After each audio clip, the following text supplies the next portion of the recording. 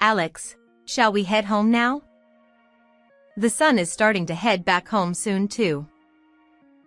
No. I want to watch the train. Despite my fifth attempt to persuade him, my 2-year-old grandchild tightly gripped the station's railing with small hands, waving goodbye to yet another train passing by. Oh dear, I wonder if we'll make it back in time for dinner? Despite my exasperation, I ended up indulging my grandchild's whim. The sparkling eyes that shine brighter than the train lights, and the cheeks that puff up and turn rosy with excitement, are so adorable. As a grandmother, I feel like I'd do anything just to see that smile. Even after you've surpassed me in height, that won't change. My name is Katie. I am 75 years old, enjoying a leisurely retirement while receiving a pension. My husband Blake is the same age as me, and we spend our days going to gatherings and enjoying chess with friends. We have one son and one daughter. Both of them have had their own families for quite some time. Our eldest son's family has a university student named Alex. Our eldest son works for a company that transfers him frequently, so when our grandson was little, we had to move every 3 years or so. It was tough on our grandson having to leave his friends behind each time, and I think it was hard on our daughter-in-law as well. So when they came to visit during the year-end holidays or Christmas, I welcomed them wholeheartedly, and if they asked me to take care of my grandchild, I happily did so. I would hold my grandchild's little hand and together we would choose tonight's dinner menu at the restaurant, or we would watch trains until sunset at the nearby station, or I would carry their exhausted little body on my back all the way home. They would dart off quickly if I wasn't careful, and sometimes they would get fussy, making it challenging to walk with them, but these moments were precious and warm memories to cherish. My grandchild was very affectionate, always calling out Grandma, Grandma, which was very endearing. On the other hand, Leah, my eldest son's wife, and Alex's mother, was someone who hardly ever expressed gratitude. Even when we took care of our grandchild during summer vacation or splurged on gifts for special occasions like his entrance into school. Oh, thank you. Just those few words. At first, I felt unsettled and considered discussing it with my eldest son. But I didn't want it to seem like I was bullying her, so I tried my best not to let it bother me. My eldest son switched to a job assignment away from home around the time my grandchild entered junior high school. My grandchild also became busy with club activities and rarely came back to visit. After entering high school, they never visited us once. I felt lonely, but my friends also lamented similar situations. My grandchild, now in high school, never comes to visit. So I resigned myself, thinking it was the same everywhere. One day, during those lonely times, I received a rare phone call from Leah. My eldest son always called whenever something happened. Receiving a call from her was quite unusual. I wonder if something bad happened to my eldest son. In a moment of fear, I hesitantly picked up the receiver. Hello. Mother-in-law? We don't have enough money for Alex's university fees, so could you please give us some money? What? After not hearing from her for a while, she blurted out her request without any greetings or small talk. Well, how straightforward of her. No, this isn't the time to be impressed. What does she mean by asking for money like this? For a moment, I thought it might be some kind of scam, so I glanced at the display screen, which indeed showed my eldest son's wife's name and number. What's this sudden request about? It seems Alex is planning to take entrance exams for university, and his first choice university is far away, so he'll need to live on his own. We can't afford that. So please help us out, mother-in-law. Ah. Finally, my thoughts caught up and I understood. She's asking for money to support my grandson. But she's still the same as always. When asking someone for something, instead of saying please, she just says give. I respond. I understand that you are going through a lot with Alex's university entrance exams. But bringing up money so suddenly. Why? It's for the sake of our dear grandson, you know? Don't you think it's pitiful that our dear grandson can't achieve his dream? Certainly, Alex is a precious grandson. Even though I haven't seen him since he entered high school, he's still someone I value enough to want to help if something happens. But isn't it wrong to use the existence of a grandchild as leverage to demand assistance? Have you discussed this thoroughly with my son? Is it true that his income isn't sufficient? You do know that my husband is away on assignment, right? Despite knowing that, are you saying such things? It doesn't mean we shouldn't discuss things just because he's away.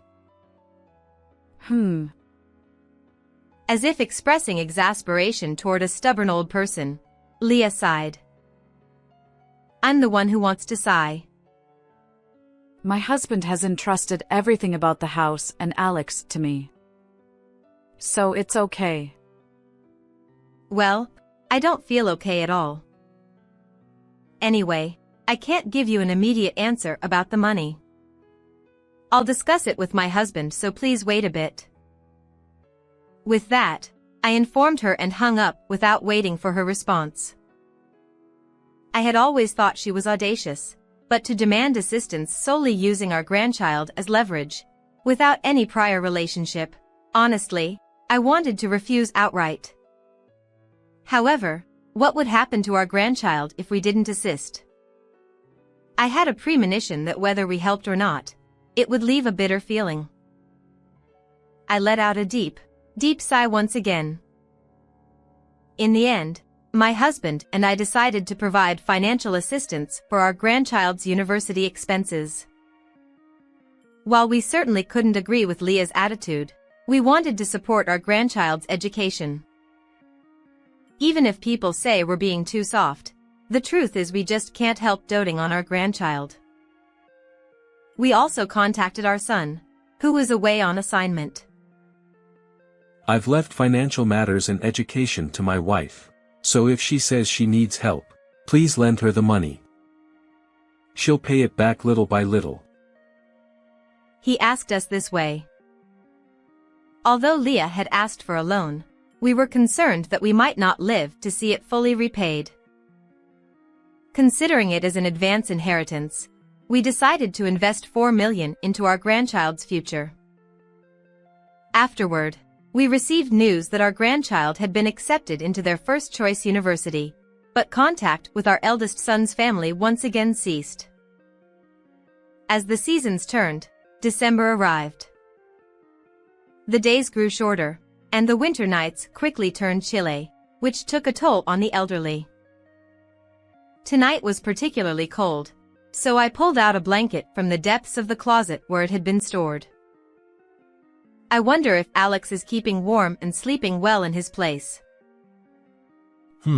He should be fine. Besides, young folks manage to have fun even in the cold. Yeah, I suppose so. Every time I feel the change of seasons, I find myself worrying about my grandson, and my husband, with a wry smile, indulges me. I wonder if he'll come to visit for New Year's this year. As I prepare for bed with this thought in mind, the doorbell suddenly rings. My husband and I exchange glances. It's 10 p.m., not a typical time for visitors. We cautiously peer through the intercom. Alex? There, looking more grown-up than in my memories, is my grandson Alex, with a tired expression on his face. I have no idea why or how Kazuki ended up like this. But first, I forcibly dragged my exhausted grandson, who seemed on the brink of disappearing, into the living room and made him sit at the kotatsu. When I asked if he was hungry, he nodded slightly, so I reheated the leftover beef stew and bread for dinner and quickly made a simple onion soup. As Alex quietly took a sip, tears began to trickle down his face. It's warm, so warm. Alex. Watching him eat the beef stew while crying, he didn't seem like a typical university student. Upon closer inspection, he was dressed too lightly for a winter night, and his skin looked unhealthy. My husband and I, bewildered by his unusual demeanor, silently watched him eat. After finishing the meal, I asked Alex, whose complexion had regained some color. Alex, are you eating properly? Do you have enough clothes? He quietly shakes his head. It can't be helped. I said I wanted to go to university even though we don't have money. As he speaks with resignation, I recall my eldest son's wife mentioning they have no money. Is it true that they're so financially strained that my grandson is suffering? My eldest son should be working for a company that offers decent salaries and allowances due to frequent transfers. Is your household really that short on money? Yeah, that's why I have to cover everything myself. I managed to borrow a scholarship for tuition, but I have to earn money through part-time jobs for living expenses and apartment rent. However, by attending university, I can only earn enough for rent and utilities. Is that so? On top of that, I fell ill in November and couldn't work much, so I had no income in December. I couldn't pay the rent, I was hungry, and I felt helpless. But then, while I was standing on the station platform to go to work, I saw a train heading towards a station name I recognized. Ah, it's the station where I used to watch trains with Grandma. I thought if I got on that train, I could see Grandma again. Before I knew it, I had jumped on. Alex. Alex, who should have grown much larger than me, trembles small like a young child. I'm sorry, Grandma, for not visiting you all this time, only coming in times like this. Unable to bear the sight of him in tears, I gently pat his huddled back. It's okay. It's okay. I'm just glad you thought of Grandma when you were in trouble. Grandma. Yes, it's a good thing you came to us before things got out of hand. And we're the only ones who can see that something's not right with Alex's situation. My husband asks him with a serious expression. Alex, did your mother say she couldn't afford your tuition because she had no money? Huh? Well, yeah. But listen, I was asked by your mother to give her money for your tuition. What? His eyes, wet with tears, widened in shock. No way. It's not a lie, Alex. He looks at me. As if confirming my husband's words to be true, he nods slightly, and Alex's face starts to pale. No. Why? How? Why he is going through such a terrible ordeal is also a mystery to us. The only thing we know for sure is that the $4 million we handed over for our grandson's future hasn't reached him. There's a high likelihood that either our eldest son's wife or our eldest son embezzled it. Regardless of the reason, it's never acceptable for parents to steal money from their children. Even if they're the biological parents, if they hurt my precious grandchild, I won't forgive them. Alex, leave the rest to Grandma. I absolutely, positively won't let you go through any more hardship. My husband nodded emphatically in agreement with my impassioned words. Grandma. Another tear escaped from Alexi's large eyes. Enraged by our grandson's tears, my husband tried calling Leah multiple times, but there was no sign of her answering. So we consulted with our other child, our daughter. If she's not answering the phone, that works in our favor. It's the perfect chance for a surprise visit. Even over the phone, we could tell by the smirk on her face. The next day, leaving Alex at home, my husband, daughter, and I visited the apartment where Leah lived. Initially met with silence, we kept pressing the intercom repeatedly. When she reluctantly opened the door with an expression of clear annoyance, we barged inside. Wait, what's going on all of a sudden? Ignoring Leah's obvious irritation and attempts to intervene, I made an apologetic expression and clasped my hands together. I'm sorry about this. Since no matter how much we called, you never picked up, we decided to come over. Alex mentioned when he visited last time that he didn't have winter clothes and felt cold. So I promised to come and get them for him. Huh? Alex? The mention of our grandson's name briefly startled her. Capitalizing on this opening, our daughter smoothly entered the room. It seems like Dad can't even answer the phone, and my parents seem to dislike you, so I thought you might feel sorry if your mother-in-law suddenly barged in. So I came too. Now, I wonder if Alex's room is here? With a considerate tone resembling that of a thoughtful sister-in-law, our daughter began to search the room bluntly. Hey, don't just barge in like that. That's my closet over there. Oh. Oh, come on. Leah, you have good taste. Huh? My daughter took a coat from the neat row of hangers. This coat is simple but made of nice fabric. And the design isn't trendy? Well, I guess. My daughter's remarks caused Leah to sniff approvingly. This bag here also has a nice glossy finish. My daughter showed the black, glossy bag to Leah. It certainly has a glossy finish and is an elegant and lovely bag. Perhaps pleased to receive compliments on her taste, Leah's expression softened. Isn't it? It's cheap though. Huh? Is this cheap? It costs $1,200, you know? Huh? Huh? $1,200? I couldn't help but exclaim loudly, and Leah looked embarrassed. My daughter grinned and resumed rummaging through the closet. And this coat here, about $5,000?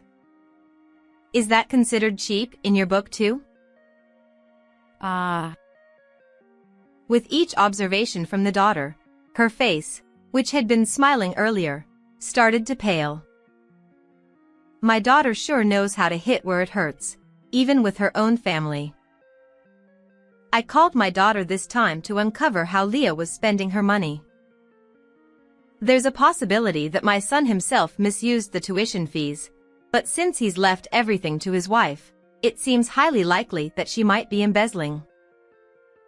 I thought my daughter, who knows more about brands than I do, would surely find some evidence. It was a great success. Ignoring the dumbfounded son's wife, my daughter kept finding more and more expensive brand items. Each item looked simple at first glance, but to those who know, they were all high-quality goods. It's hard to believe these belong to a mother of a thin, gaunt son who can barely earn enough for living expenses. Impressive. The contents of this closet. I wonder how much it would all add up to. But I don't see Alex's clothes here.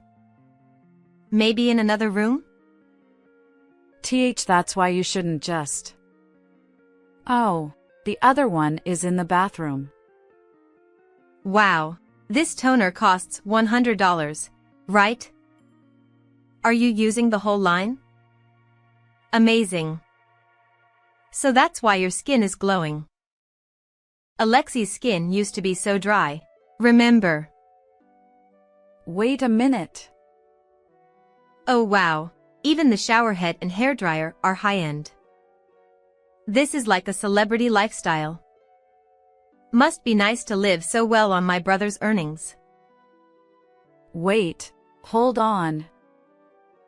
Even as Leah was losing her composure, my daughter's relentless exploration continued. Frustrated and scratching her head, my son's wife, I couldn't help but make a snide remark. I couldn't let my daughter win. You seem to be living quite lavishly, Leah. With all this, it seems like you didn't need our support, did you? Well. But isn't it strange? Alex said he's using scholarships for tuition and working part-time for living expenses. Yet here you are, living so comfortably. Isn't that right, Leah? Where did the 4 million yen go? Was it for this coat? Or maybe these cosmetics? No. I glared at her, who was nervously shifting her eyes and stuttering excuses. I've never bullied my daughter-in-law, but I found investigating her misdeeds unexpectedly satisfying. No, this was all for the sake of my dear grandson. At that moment, my husband, who had silently joined us in the living room, gestured for me to come over. It seems there may be another reason, dear. What? Leah's face contorted even more dramatically than before as she was interrupted. I confidently strode into the living room before any further obstacles arose, and my husband drew open the curtains of the large French window. On the balcony outside, a scantily clad man stood, his lips turning purple as his shoulders trembled. He was not my son. Well, if he were my son, there would be no reason for him to be standing naked on the balcony. Nice to meet you, sir. Leah, who might this be? I asked calmly, restraining my anger.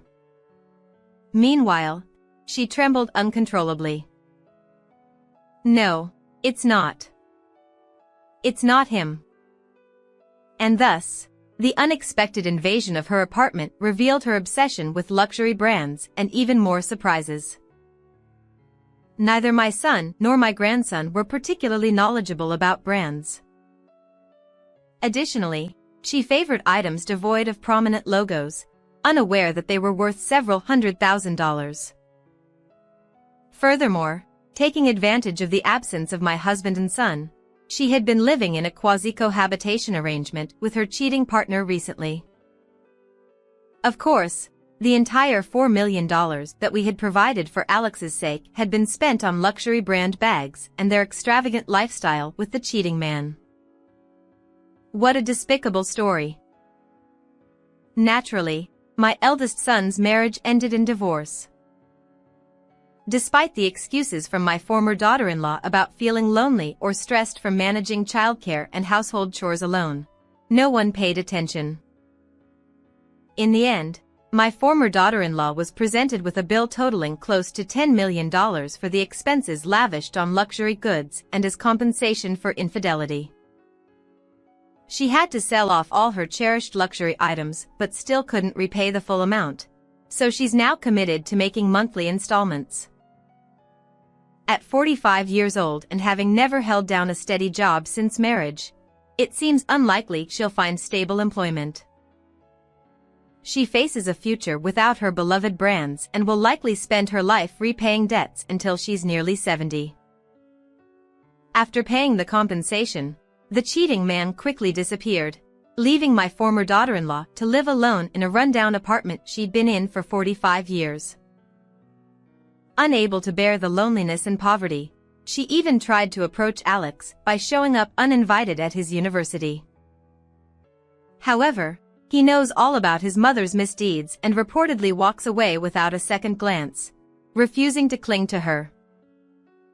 My former daughter-in-law, who never imagined being abandoned by her child, was said to be deeply shocked and distraught. What a pity. Meanwhile, my eldest son, Alex's father, deeply reflected on leaving everything to his wife while working away from home. He apologized to Alex and promised that he, as his father, would take full responsibility for tuition and living expenses. Though we can't change the fact that he faced unnecessary hardships, I hope he can move forward and make things right from now on.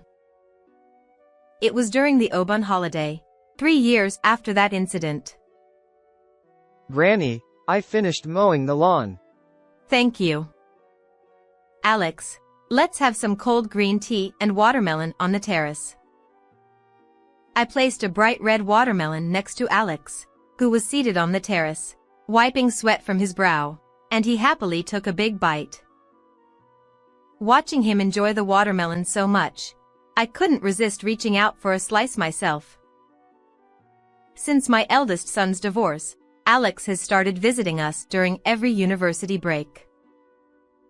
You don't have to go out of your way, I said, but he just smiled and replied, I want to see you guys.